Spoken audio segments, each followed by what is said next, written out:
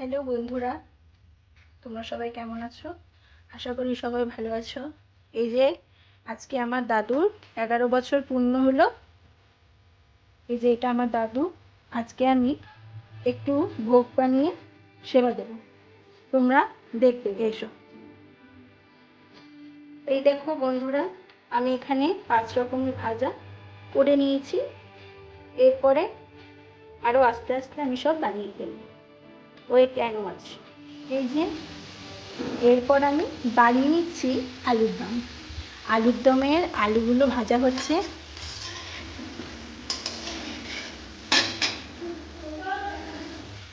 এরপর আমি এখানে মশলা দিয়ে দেবো, তারপরে রেডি হয়ে যাবে আলুর দম।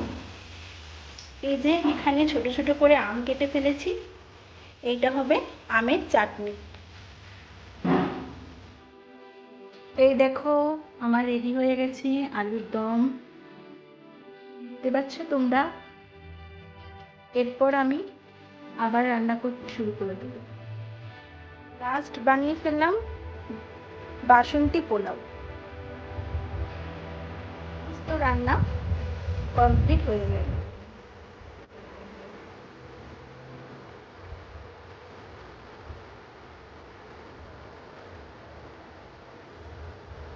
এরপরে আমি ভোগ লাগাবো।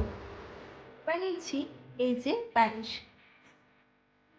তারপর বানিয়ে ফেলেছি এই যে আমের চাটনি, কাজু কিশমিশ দিয়ে একটু অন্যরকম ভাবে করলাম।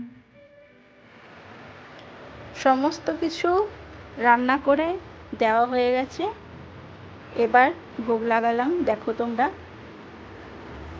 এইভাবেই তোমরা তোমাদের ঠাকুমা দাদুকে রান্না করে দিতে পারো।